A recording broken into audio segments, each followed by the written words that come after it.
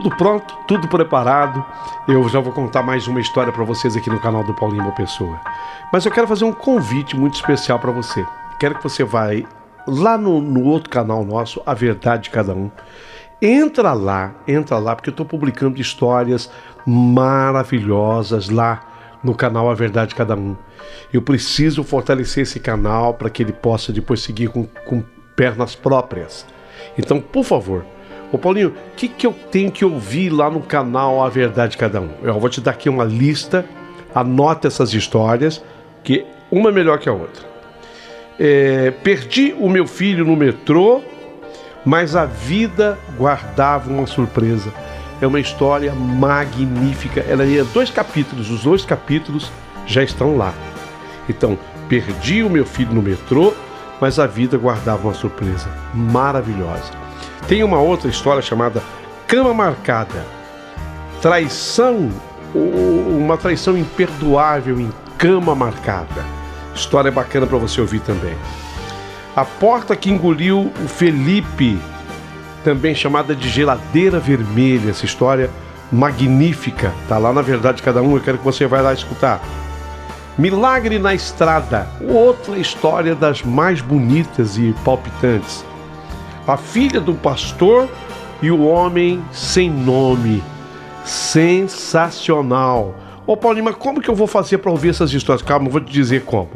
Pudim da Vovó, história maravilhosa. Simone a Plantonista, espetacular.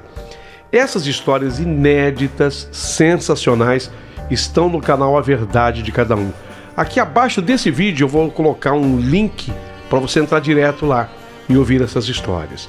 Uma melhor do que a outra. E tem uma história que é dividida em 3 capítulos que eu quero que as pessoas ouçam. Força Animal e Coração de Menino. A história de um menino chamado Hércules, um menino excepcional. Essas histórias eu estou publicando no nosso canal 2. O canal 2 é A Verdade de Cada Um. Link eu vou colocar abaixo desse vídeo aqui. Perfeito? Então, isso posto, prepare o seu coração para as coisas que eu vou contar. Porque a história de hoje aqui do canal é espetacular e acabou de começar.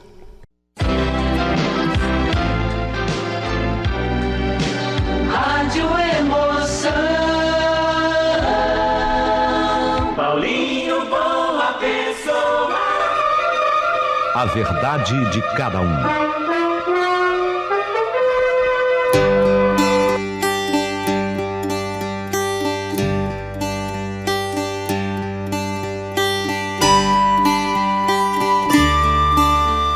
Eu não saía daquele sacolão. Eu ia ali comprar verdura, comprava frutas. Mas até aquele momento eu não havia ainda reparado naquele rapaz. Ele trabalhava ali, pelo jeito, ele era funcionário ali. Lembro que eu estava tentando alcançar uma lata de azeite numa prateleira mais alta, só que eu não estava conseguindo, porque eu sou baixinho. Eu tenho... Ô Paulinho, eu tenho 1,57. Às vezes eu minto, eu falo que eu tenho 1,60, né? Mas não chego na 1,57. Pois bem, foi nesse momento que ele se aproximou e falou: deixa, eu pego a lata pra você. Aí então ele esticou para apanhar a lata. E nesse momento foi inevitável que eu reparasse o corpo desse rapaz. Ele estava usando uma camiseta regata bem coladinha junto ao corpo. E quando ele esticou a camiseta e subiu um pouco, deixando a barriga à mostra, mesmo não querendo... Sabe quando você sente aquele arrepio? Ele tinha uns músculos bem definidos, não só na barriga, mas também nos braços, no peitoral, nos ombros. Nossa, do ponto de vista corpóreo, ele era perfeito, um puro músculo, não tinha nada fora do lugar. Mas reparei também numa tatuagem que ele tinha no braço. E bem nesse momento, ele se virou para mim e, notando meu interesse na tatuagem, ergueu um pouco mais o braço e explicou: é uma tatu tribal, ainda não está terminada. Falta o acabamento. Mas vai ficar bem legal, você não achou? Eu toda sem jeito. É bem legal sim, bonita. E ele todo empolgado acrescentou: eu tenho mais 4, quer ver? Falou aquilo e sem a menor cerimônia, foi erguendo a camiseta e apontando para uma tatuagem desenhada no peito. Essa aqui eu fiz o ano passado. Não é linda? Era o desenho de um morcego com uma lua cheia ao fundo. De fato era uma tatuagem bonita, só que, para ser franca, a tatuagem foi a coisa que eu menos prestei atenção. O que me chamou a atenção mesmo foi o corpo daquele rapaz. Eu nunca tinha visto um corpo tão definido. Para não dar muito assim na vista, dei um jeitinho de me afastar. Só que enquanto eu fazia as compras, eu fiquei o tempo todo, mesmo não querendo, procurando olhar para ele. Ele realmente tinha me impressionado muito, principalmente porque eu notei que ele também continuou a me seguir com os olhos. O problema é que eu sou uma mulher casada. Eu tenho 43 anos. Eu tenho 3 filhos.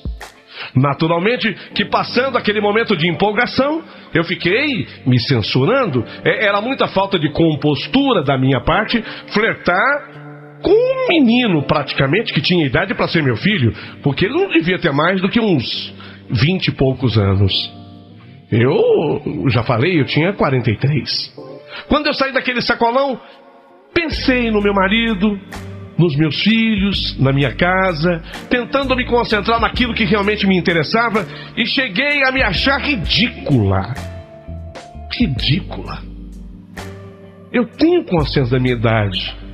Só que eu sei que, apesar disso, eu também não sou de jogar fora. Eu ainda tenho lá alguns predicados, alguns encantos. Eu fiquei tão impressionada com aquele rapaz que eu não consegui mais tirar a imagem dele do meu pensamento. Eu não sou e nunca fui uma mulher volúvel. Só que esse menino do sacolão mexeu tanto comigo que, mesmo eu tentando me concentrar em outras coisas, eu não conseguia. Só de lembrar a cena, ele erguendo a camiseta, mostrando a tatuagem, eu sentia meu sangue ferver. Alguns dias depois, acabei passando na rua em frente ao sacolão e vi que ele estava ajeitando umas caixas de frutas. Nem era a minha intenção comprar nada, porque eu tinha feito o mercado não fazia 2 dias. Só que, num impulso controlável, acabei entrando. Eu entrei, peguei uma cestinha e fingi que estava interessado em umas frutas. Não demorou muito e ele me notou. Eu percebi que ele reparou que eu estava ali. Tanto que depois disso não tirou mais os olhos de mim. Eu me sentia tão atraída que, mesmo sabendo que eu não devia, eu não consegui me controlar. Quando eu vi, eu já estava perto dele. Ele já se aproximou, fazendo pose, e perguntou se eu estava procurando alguma fruta em especial. Quis saber se eu queria dar uma olhada nos pêssegos fresquinhos. Ó, você conhece essa aqui? É pitaia. E começou a me explicar de onde vinha a pitaia. Chegava a me doer no peito a necessidade que eu tinha de vê-lo. Não afirmo que era amor, não era amor, mas era uma atração intensa, que chegava a doer. Era uma falta física que ele me fazia. Tinha dias que eu passava 4 vezes na frente do sacolão. Eu não estava conseguindo me controlar. Com o tempo, à custa de muito esforço, eu acabei botando na cabeça: não, você tá louca. Você tá louca.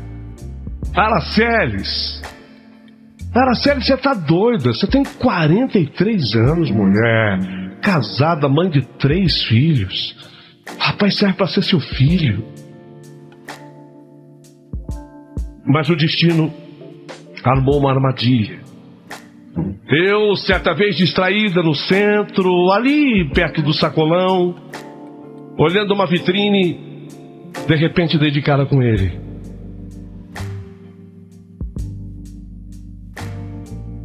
Araceles! Ô, Marcos! Quando ele me viu, se aproximou. Tudo bem? Acabei a tatuagem. Lembra? Dá uma olhadinha. Ó como ficou legal. Você achou, Araceli? Pô, linda, Marcos. Pô, tô contente. Tô contente, queria tanto acabar essa tatuagem. É que às vezes o pessoal cobra caro, você sabe, a gente não tem só isso pra fazer, não tem um monte de compromisso. Mas eu tô contente. Ó, vem cá. Toma um chopp comigo, vem aqui, vem aqui. E foi assim no impulso. Eu segui. E de repente, quando eu me toquei, eu tava naquela choperia tomando um chopp com ele. Mas ficou demais, né? O que você achou? Não, linda, tatuagem muito bonita. Tava louco pra terminar. Pô, doeu pra caramba. Pra ser sincero, ainda tá com um pouquinho de dor. Tô acabando de chegar de lá. Pô, mas é muito bonita mesmo. Só tem uma coisa que pode diminuir essa dor que eu tô sentindo. O que, Marcos? Um beijo. Um beijo, você tá louco? Não tô louco. Você me dá um beijo, Araceli? Tá. Tá. Pronto. Não no rosto, não. Eu queria um beijo na boca. Fala de coisa, você acha que eu vou fazer isso? Você não, mas eu vou fazer. E numa volúpia, ele segurou a minha cabeça, direcionando os seus lábios nos meus, e nós nos beijamos. E dali pro motel foi um passo.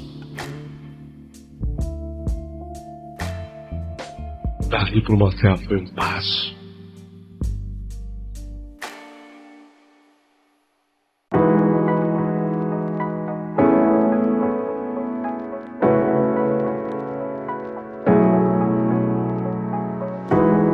You know it's creeping up on me. This frostbite gets deep into my bloodstream. Just trying to make the most of it. Na verdade, fiquei frustrada com o motel. Porque ele, talvez preocupado com o trabalho para o qual ele tinha que voltar, talvez pensando na tatuagem que ele queria mostrar, se o relacionamento, eu digo assim na cama, se durou 3 minutos, foi muito. Me frustrou. Eu tentei até disfarçar, porque eu fiquei muito frustrado. Ele terminou e... Pô, desculpa, tô correndo lá. Eu tô correndo lá pro sacolão. Vamos. O que você achou da tatuagem? Legal, né? Pô, ficou legal pra caramba. Não, mas ele não demonstrou nenhuma intenção em me satisfazer. Ele não tava nem aí comigo. Vamos. Tá demais a tatuagem. Pô, você... Araceli, você é uma tremenda mulher, hein? Tremenda de uma mulher?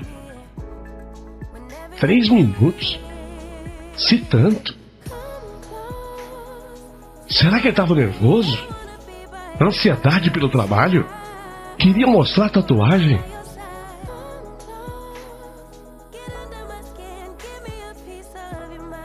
Sair dali. Pô, não adianta o cara ser lindo. Se na hora do vamos ver, não tive nem coragem de comentar o assunto com ninguém. Eu tinha que guardar aquilo pra mim, porque aquilo era um segredo absoluto. Não tive coragem de comentar o assunto, se bem que tem horas que eu penso que eu podia ter falado.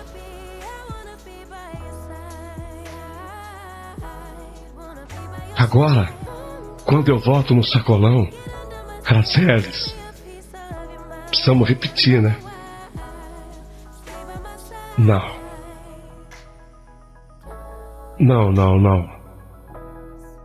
Não porque, Araceli. Não porque foi um erro. Ô Marcos, foi um tremendo erro, sabe? Eu jamais deveria ter saído com você. Pô, eu sou casada, eu tenho 3 filhos. Ah, mas eu não tô me importando com isso. Não, não é você, Marcos. Não é você que não tá se importando. Sou eu. O problema é comigo. Pô, Araceli, larga de ser boba, vai. Tá, aquele dia não foi legal. Eu vou ser sincero, eu tava mó ansioso. Eu tava mó ansioso aquele dia. Tatuagem, tinha que voltar pra cá correndo. Sábado é minha folga. Você topa? Sábado é minha folga, você topa? Tá, Marcos, tudo bem, tá. Eu vou aproveitar que meu marido vai estar viajando. Então, ok. Sábado. E de novo, no outro motel. A decepção era muito rápido. Eu olhava para aquele monumento que era ele. Ele era um monumento de músculos, de tatuagens. Só que ele ficava se gabando diante do espelho. Ó, essa aqui. Dá uma olhada nessa tatu aqui. Essa é tribal.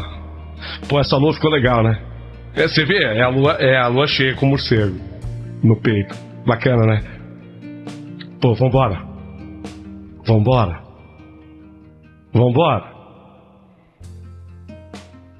E assim, eu ainda tentei mais umas 3 vezes.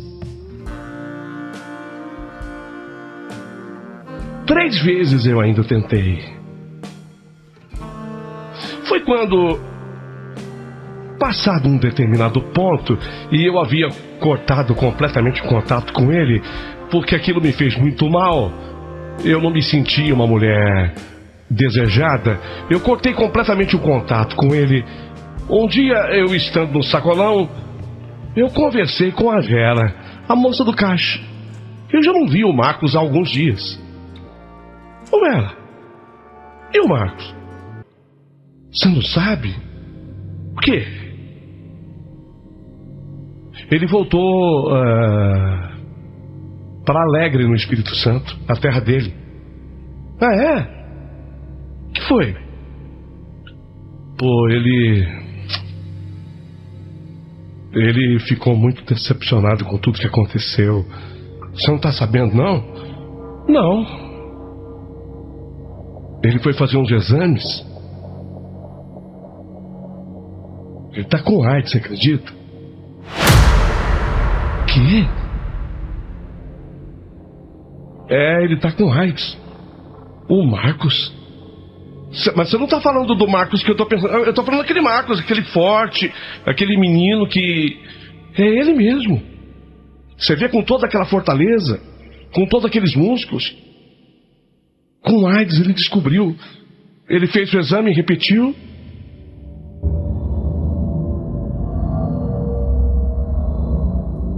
Eu não preciso dizer que foi a partir desse momento que eu me apavorei.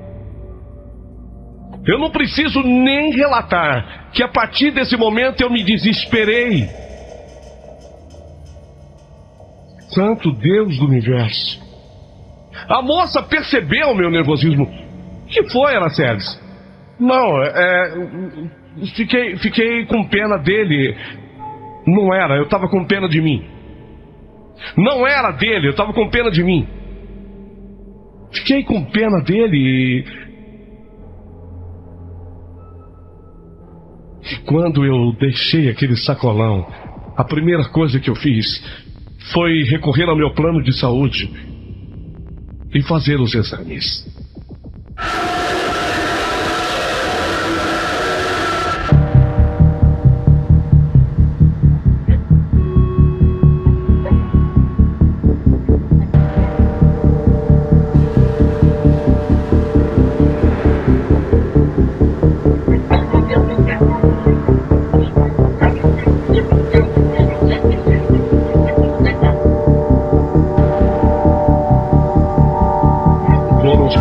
Dias da minha vida.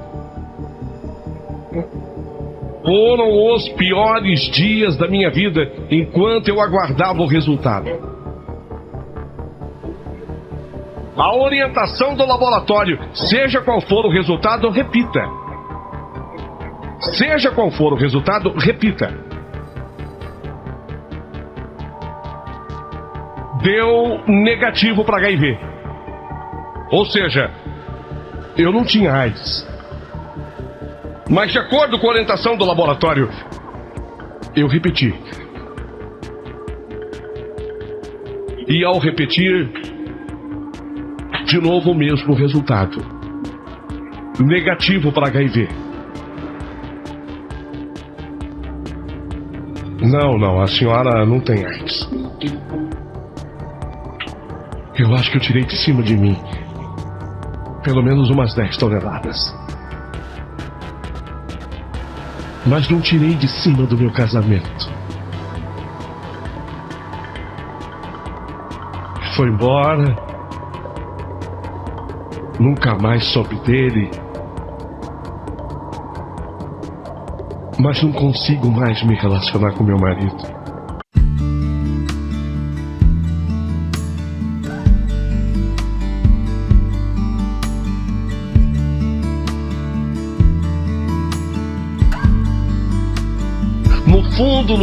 No fundo, eu tenho um bloqueio que eu consegui detectar bem o que é. Esse bloqueio é exatamente o medo que eu senti por um momento de transmitir essa doença para o meu marido. E embora eu tenha feito o exame, e tenha repetido o exame, e tenha dado negativo para HIV, ainda assim eu não consigo mais ser natural com meu marido. Eu tenho evitado meu marido a todo custo. Porque no fundo eu me acho ainda suja. Eu temo muito passar essa doença. Eu fui afetada do ponto de vista psicológico. E tão afetada eu fui, do ponto de vista psicológico, que eu me acho doente. Eu não sou doente. Eu até fiz o exame de novo. Como é plano de saúde, eu até fiz o exame de novo. Mais um desencargo de consciência, de novo negativo para HIV. Eu não tenho a doença, mas eu não consigo tirar da cabeça que tenho. É como que se eu pudesse passar essa doença. E exatamente depois disso, eu nunca mais consegui ser natural com meu marido na relação sexual. A cada dia que passa, as coisas pioram entre mim e ele. A gente não se acerta. E não se acerta por culpa única e exclusiva minha. Por isso hoje,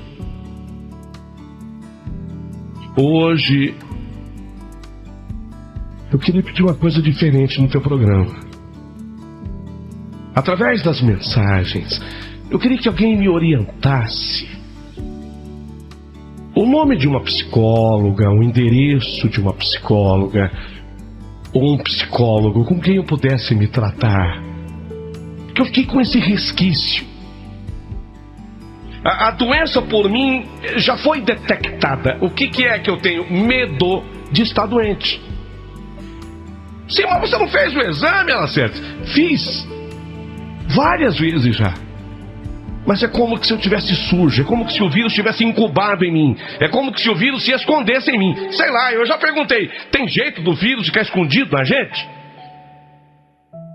A doutora que me atendeu no laboratório falou, não. Quando a pessoa tem o vírus da AIDS, consta no exame. Mas não tem jeito dele se esconder? Não. Para mim tem. Na minha cabeça tem. Sei. Eu sei que talvez as pessoas me julgarão muito mal. Eu sinceramente, eu tenho até medo que as pessoas possam falar de mim. Mas, por favor, se alguém passou por algo parecido, se alguém precisou de uma profissional, de uma psicóloga ou um psicólogo nesse sentido, que possa me indicar um tratamento. que eu ando muito perturbada. Eu ando muito amedrontada. Eu tenho até uma vizinha que é evangélica, mas eu não sei se acredito exatamente no que ela me disse. Ela disse que talvez eu tenha sofrido um encosto. Um encosto, na opinião dessa minha vizinha evangélica.